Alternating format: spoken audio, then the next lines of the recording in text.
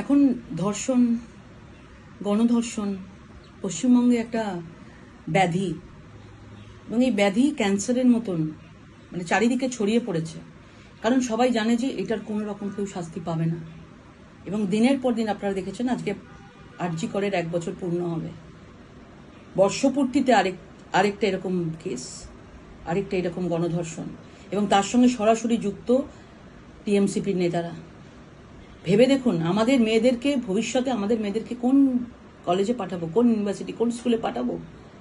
সব জায়গায় তো টিএমসির ইউনিয়ন সবকিছু রয়েছে, এবং তাদের কথা না শুনলে তারা ভিডিও করবে, রেপ করবে, আবার ভিডিও করে রাখবে, ভাইরাল করে দেবো বলে চারিদিকে ছড়াবে। এই অবস্থা পশ্চিমবাংলার। আর সেখানকার মুখ্যমন্ত্রী একজন মহিলা মুখ্যমন্ত্রী, তিনি কিচ্ছু করেন না।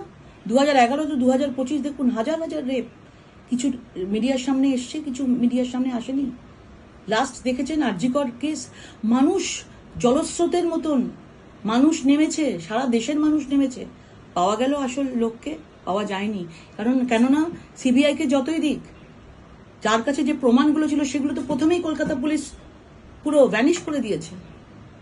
তো কোনোভাবে কিছু পাবেন না, কারণ ওখানে অনেক প্রভাবশালীরা থাকে। টিএমসিপির নেতা, সে প্রভাবশালী নেতা, সে তো জানে আমার মাথার উপরে সরকার আছে, আমার মাথার উপরে মমতা বন্দ্যোপাধ্যায় আছে, আমাকে কেউ কিছু করতে পারবে না, আমি যা খুশি করতে পারি।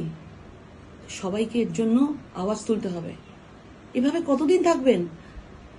আজকে ওর সাথে হয়েছে, কালকে যে কারোর সাথে হতে পারে। মেয়েদেরকে স্কুলে পাঠাবেন না, কলেজে পাঠাবেন না? আমাদের স্বপ্ন নেই নাকি আমরা বাইরে পাঠাবো? কোথায় পাঠাবো আমাদের মেয়েদেরকে? সেই জন্য আমার মনে হয় যেটা হয়েছে, সবাই রাস্তায় নামা উচিত। কোনো ধর্ম বাদ দিন, এই জিনিস বেশি দিন চলতে পারে না। মমতা বন্দ্যোপাধ্যায় এটাকে চালাতে পারেন না। তিনি দীঘাতে গিয়ে রথ টানছেন, আমরা কি ছবি দেখছি? একদিকে রথ টানছেন, জগন্নাথ দেবের রথ টানছেন, আর একদিকে এইরকম। মানে আজকে এই জন্য সবাইকে বলবো, সবাই একসাথে রাস্তায় নামা উচিত। বর্ণ ধর্ম সবকিছুর ওপরে উঠে মেয়েদের সবাইকে, সারা দেশের